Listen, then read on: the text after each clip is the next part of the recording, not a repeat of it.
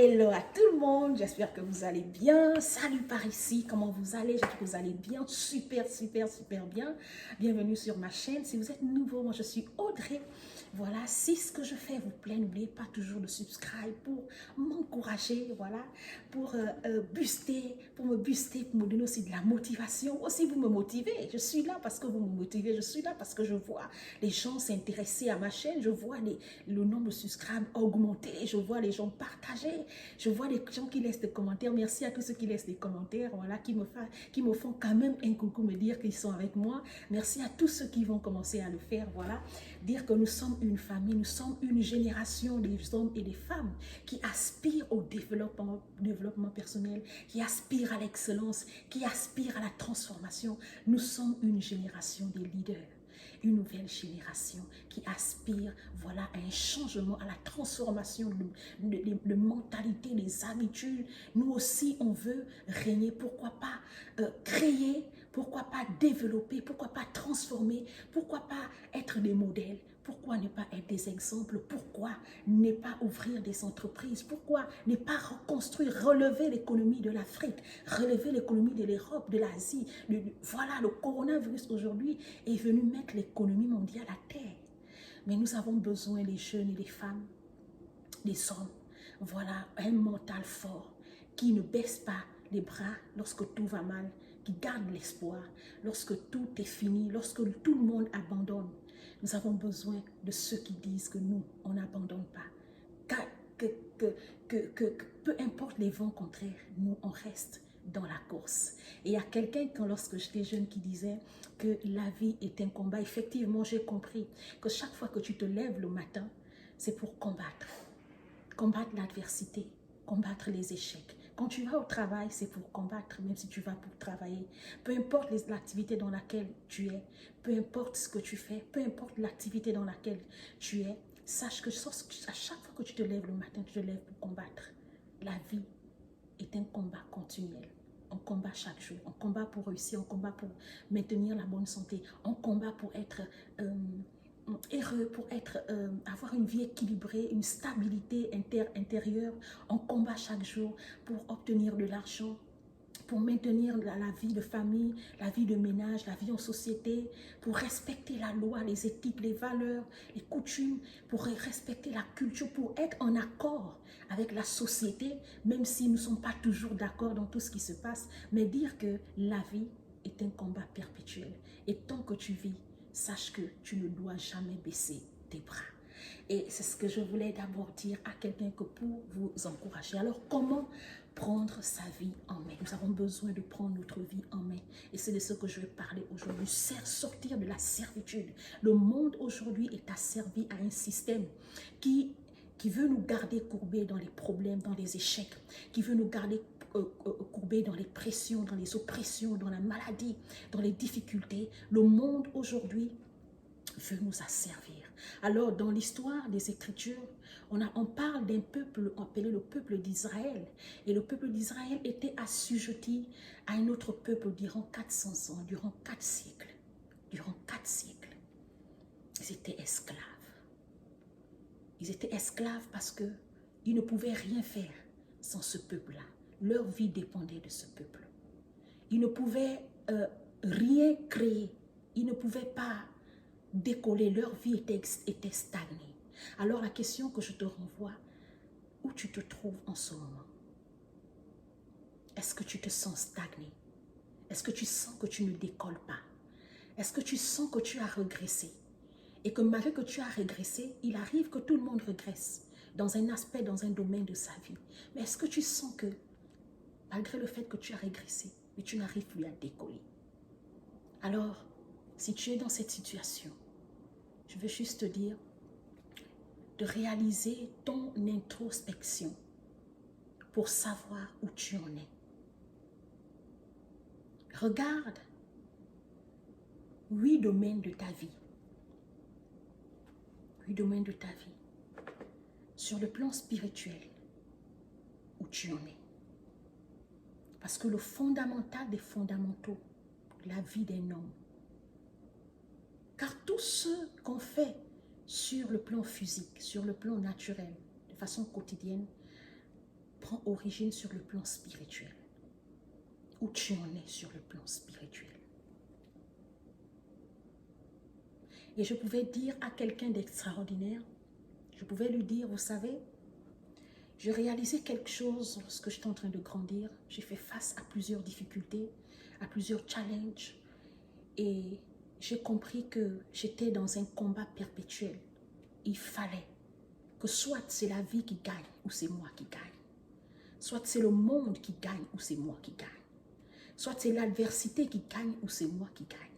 Soit c'est le mystique, la sorcellerie. Soit ce sont les œuvres des ténèbres qui gagnent ou c'est moi qui gagne. Alors il fallait que je fasse un choix. Alors j'ai compris une chose, que on a besoin en tant qu'humain, en tant que femme, en tant qu'adulte, en tant que jeune, de faire une introspective de sa vie, de faire le bilan de sa vie. À quel niveau je me trouve sur le plan spirituel? Alors il faut que tu te responsabilises dans ta vie spirituelle. Tu ne peux pas être équilibré sur cette terre, dans ce monde, si tu es vacillant, si tu es léger sur le plan spirituel. Ce sont des choses que j'ai toujours dit aux gens. Au-delà du fait que nous sommes humains, au-delà du fait que je fais du coaching sur le plan international, mais je viens d'un peuple. J'ai des origines de quelque part. Et je sais de quoi je parle. Regarde ta vie sur le plan spirituel. Si tu es léger sur le plan spirituel, tu seras léger dans tous les aspects de ta vie. Tous les grands sont des puissants hommes. Les grands hommes influents, ceux qui impactent ce monde, ceux qui ont une vie noble, ceux qui peuvent dire au monde et ce que le monde peut confirmer qu'ils ont réussi leur vie. Leur vie spirituelle est stable, équilibrée. Elle est assise. Ne joue jamais avec ta vie spirituelle. Le spirituel, quand on parle du spirituel, on parle de quelqu'un qui a une relation avec le divin. Et je pouvais dire à quelqu'un d'extraordinaire que, tu sais, les hommes donnent la puissance. Les hommes peuvent te donner la puissance. La connaissance donne le pouvoir et la puissance. L'argent nous apporte le pouvoir, la puissance. L'argent nous permet de dominer, de régner. L'argent a le contrôle sur la vie des hommes. La beauté peut te donner le pouvoir. Ta classe sociale peut te donner le pouvoir et la puissance. Les stars, ils ont un pouvoir. Mais il y a une puissance et un pouvoir au-dessus de la puissance et du pouvoir des hommes. C'est la puissance de Dieu, le Dieu créateur des cieux et de la terre. Que tu crois ou que tu ne crois pas, mais je parle d'un Dieu créateur. Celui qui maintient le souffle de vie de tout homme, que tu crois ou que tu ne crois pas. Il a donné deux vérités à l'homme, la naissance et la mort. C'est une condition que ni la science, ni l'intelligence humaine, ni la sagesse humaine, ni tout ce que l'homme a voulu faire. L'homme n'a jamais réussi à arrêter la mort. L'homme n'a jamais réussi à empêcher quelqu'un de naître. Dès qu'il a fait 9 mois dans le ventre, automatiquement, peu importe la façon dont l'enfant sort, il doit sortir. C'est une force et une puissance incroyable qui est capable de le faire. Ce n'est pas l'intelligence de l'homme. Le développement d'un enfant dans le sein maternel, la croissance d'un enfant vient d'une force, d'une puissance indomptable, incontournable et une puissance invincible. Quand tu as la puissance des hommes, on peut te vaincre. Quand tu as le pouvoir des hommes, on peut te renverser. Mais si tu as le pouvoir et la puissance de Dieu, tu es invincible et indomptable. Personne ne peut te renverser. Alors, pour reprendre ta vie en main, à quel niveau tu te trouves sur le plan spirituel? Alors, revois ta vie sur le plan spirituel. Revois où tu en es. Et fais la deuxième chose, fais un point sur les différents domaines de ta vie. Dans tous les domaines de ta vie, fais un point, fais un bilan. Fais l'introspection de chaque aspect de ta vie. À quel niveau tu te trouves? Et comment faire pour sortir de chaque point là où tu te sens coincé? On parle de l'argent. À quel niveau tu te trouves sur le plan financier? Comment faire pour résoudre les difficultés sur le plan financier? J'ai vu une jeune fille ici. Elle est étudiante. Elle travaille. Elle fait le Uber, que chez nous on appelle le taxi, le clando. Une jeune fille de moins de 30 ans. Et elle a créé sa propre marque de cosmétiques. Et puis quand les gens me disent qu'Audrey, toi tu fais trop de choses, tu es dans tout. Je leur dis, regarde, c'est parce que dans votre environnement, on vous a dit que quand tu vas à l'école juste pour devenir enseignant. Et puis dès que tu es enseignant, c'est terminé. On vous a dit que quand tu vas à l'école, tu es seulement docteur. Dès que tu es docteur, tu es gynécologue, c'est fini. Tu ne peux plus rien faire. Mais moi, je suis dans une nouvelle génération. On appelle la génération des leaders. On nous appelle la génération des hommes et des femmes excellents. On nous appelle des jeunes convertis. Quand on parle de quelqu'un de converti, on parle de quelqu'un qui, dans chaque domaine de sa vie, qui subit des transformations. Je suis dans la procédure de transformation, dans une procédure de reconstruction, de développement, de transformation. Oh my God! Je parle à une génération des femmes et des jeunes, des hommes, qui acceptent de se laisser transformer, construire, bâtir, relever, qui acceptent qu'ils ont besoin d'aide. C'est dans ce processus que je suis. Alors, fais un bilan sur le plan financier où tu en es. Comment faire pour décoller? Créer des actifs. Essaie de réduire les passifs. Les passifs, ce sont les dépenses. Et les actifs, c'est tout ce qui te fait rentrer l'argent. Quand tu peux t'amuser, quand tu peux aller te détendre, parce qu'on a besoin de s'épanouir en ce moment, sinon tu meurs. Hein. Tu meurs avec les pressions de la vie. Tu peux t'épanouir, mais tu minimises. Sur le plan financier, crée des actifs. Joue avec ton temps. Essaie de créer des actifs. Qu'est-ce qui peut te faire rentrer de l'argent? Pourvu que quelque chose te fasse rentrer de l'argent. Même s'il faut que tu fasses 3 à 4 boulots.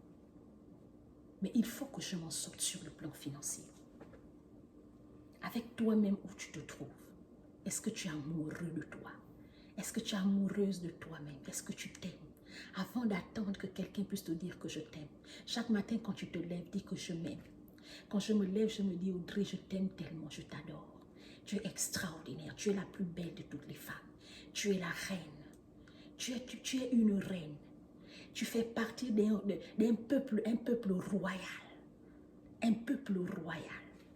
Tu es une puissance. Tu es une lumière. Tu es né pour régner. Tu es né pour apporter l'amour, assainir la paix, assainir l'atmosphère, la réconciliation. Tu es né pour impacter, pour apporter la vie là où il n'y a plus la vie. Ramener l'espoir là où il y a le désespoir. Ramener l'unité là où il y a la division. Amener la paix là où il y a les querelles. Tu es une gloire. Tu es une source de salut pour ce monde, pour cette génération. Tous ceux qui rentreront au contact de toi et qui reconnaîtront que tu as une mission dans leur vie. Ils seront transformés, changés. Ce n'est pas moi qui change, c'est Dieu qui transforme et qui change. Mais Dieu utilise les hommes pour bénir les hommes. Alors à quel niveau tu es avec toi-même?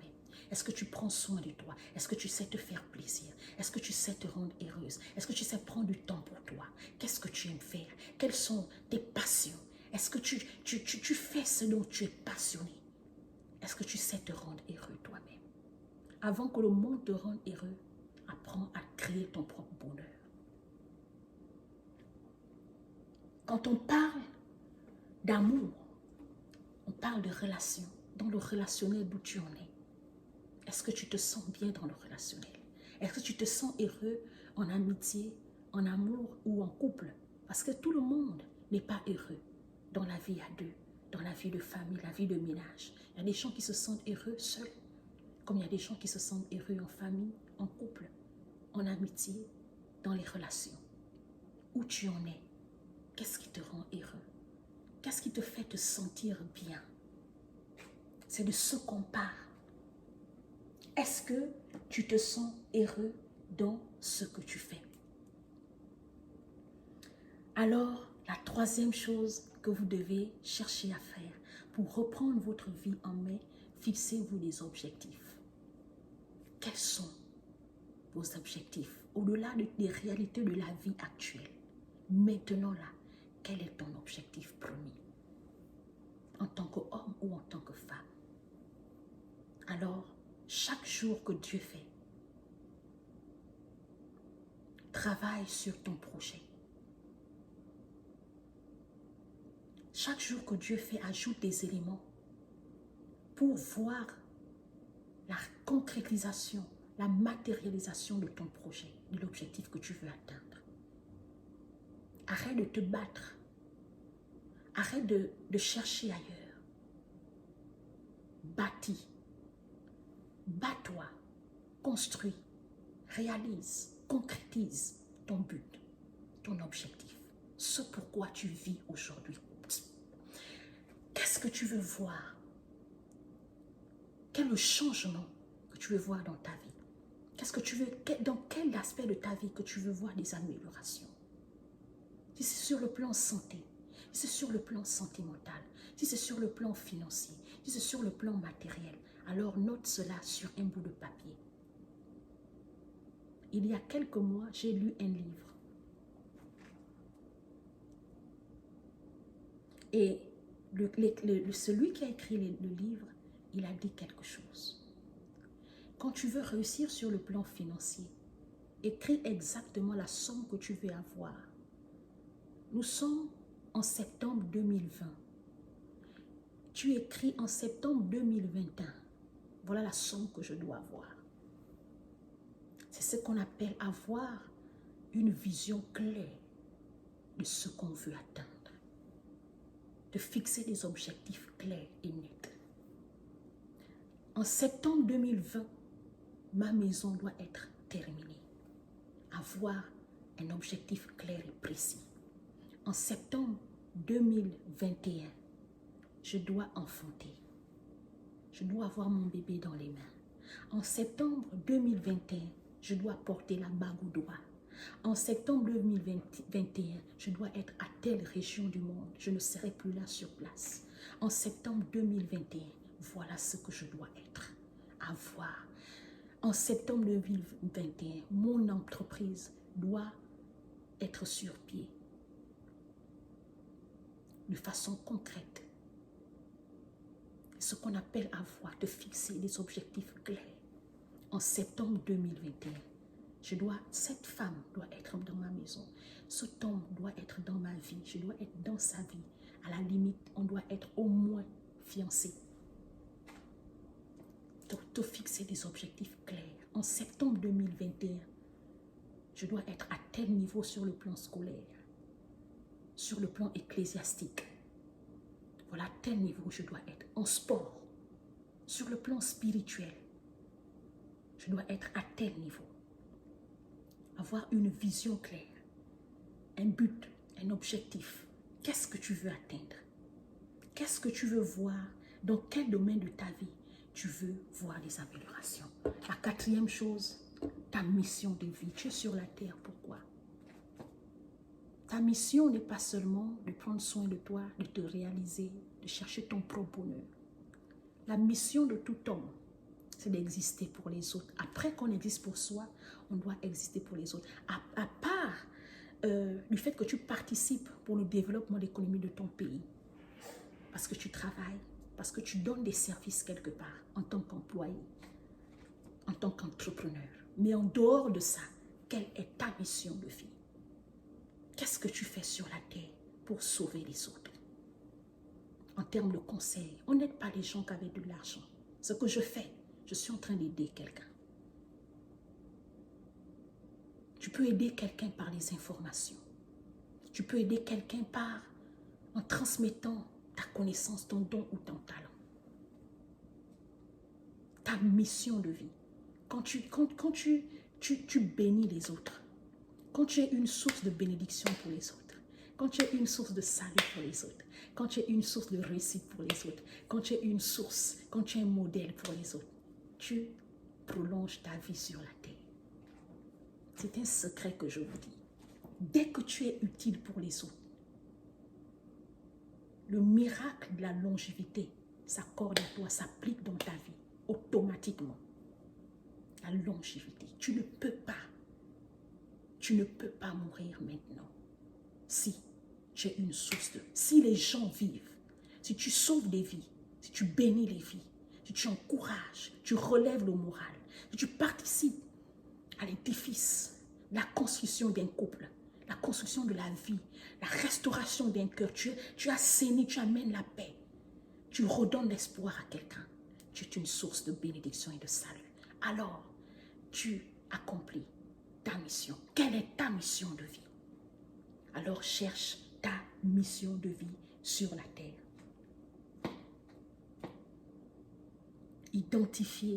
Avoir identifié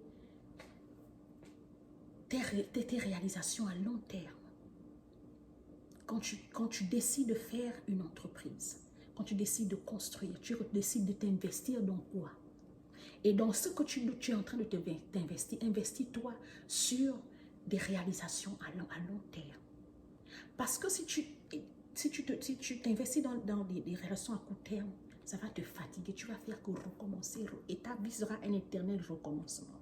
À partir de maintenant, investis-toi dans des choses, des réalisations concrètes, des objectifs clairs, mais à long terme. C'est ce qui te fait gagner dans le temps. Et quand tu ne seras plus à mesure de pouvoir fournir des efforts, d'où on appelle l'âge de la retraite, tu vas jouir du fruit de ton travail de la jeunesse.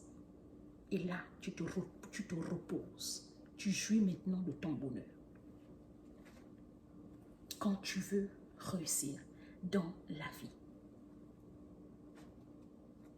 apprends à identifier tes objectifs et travailler à long terme. Avoir une visualisation claire de ce que tu veux faire. Dans quel couloir tu sais que tu peux influencer, ça va marcher.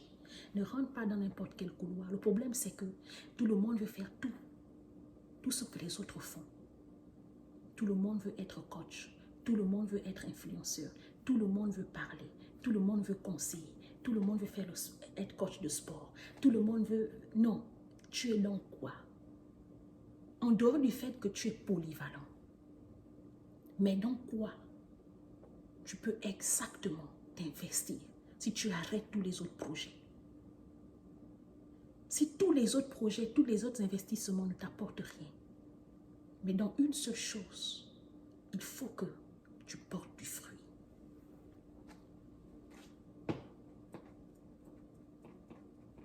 Ton mindset. Quand on parle du mindset, on parle de ton état d'esprit. Ce qui englobe tes émotions. Ton comportement, les gestes, ton attitude, le type de pensée que tu as, le type de sentiment que tu entretiens à l'intérieur de toi et ton vocabulaire. Il faut que tu fasses un travail dessus. Ton état d'esprit, ce qui englobe tes émotions, ton comportement, tes gestes, ton attitude, ta façon de penser, tes sentiments et ton vocabulaire. C'est sur ce que tu dois travailler. Dans quoi tu as des problèmes? Alors commence à acheter des livres et lis des livres qui parlent de comment gérer sa santé, comment bien se nourrir, comment bien, si tu as un problème au niveau du vestimentaire, comment bien se vêtir. Si tu as un problème de confiance, lis des livres qui parlent de la confiance en soi et comment apprendre à faire confiance aux autres, mais ne pas dépendre des autres. Si les autres ne me font pas confiance, je ne peux pas me faire confiance. Je ne me sens pas important. Commence à lire des livres. Si tu aimes la beauté, commence à faire des formations, prendre des formations sur ce qui concerne la beauté.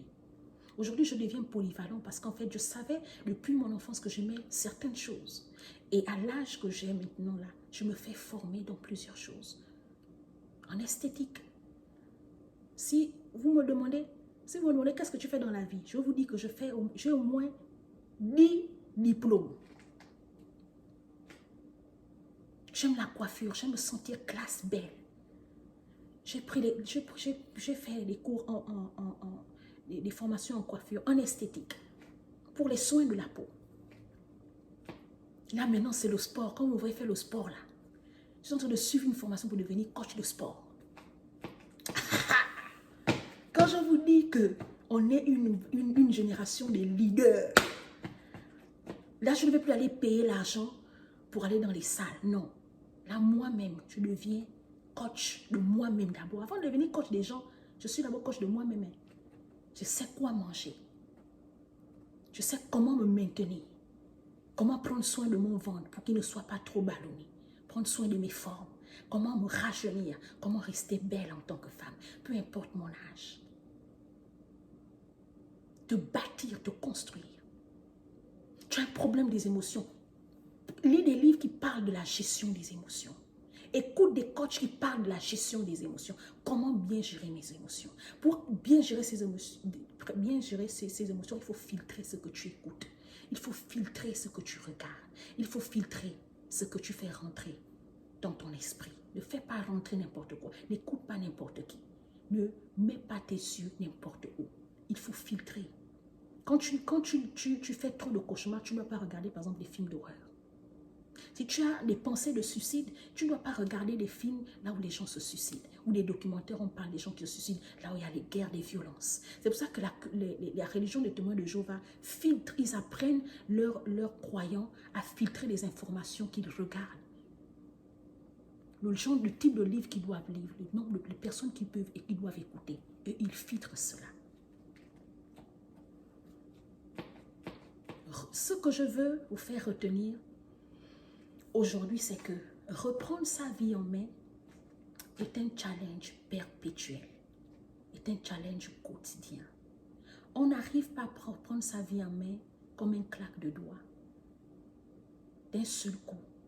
Mais ça se travaille de façon quotidienne. Ce dont je suis en train de vous parler là, ça fait 2 ans.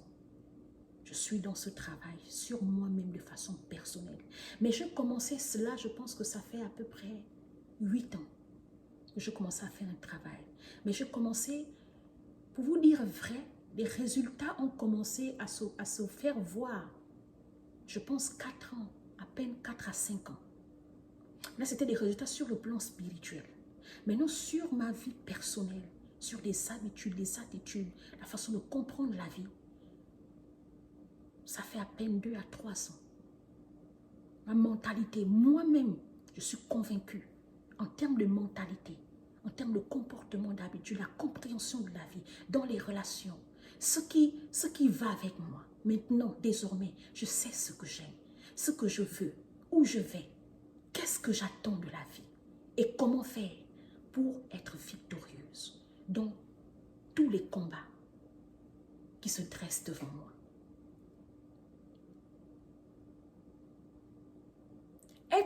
Reprendre sa vie en main demande des efforts extraordinaires, surtout une volonté fiable, une volonté infaillible. Vous devez vous-même être votre propre motivateur, votre propre motivatrice avant que quelqu'un d'autre te motive. Et c'est ce moi personnellement qui fait ma force. Dans tout ce que vous faites, dans tout ce que vous voulez entreprendre, soyez concret, précis, clair. La foi est une ferme assurance des choses qu'on espère, une démonstration de ce qu'on ne voit pas. Avoir une vision claire de ce qu'on veut. Écrire les buts, les objectifs que vous voulez atteindre de façon claire, les dates, l'année, le temps. Et ça vous permet de gagner en temps. Croire en toi. Croire que tu es un feu. Et que rien ne t'embrase, mais c'est toi qui embrase.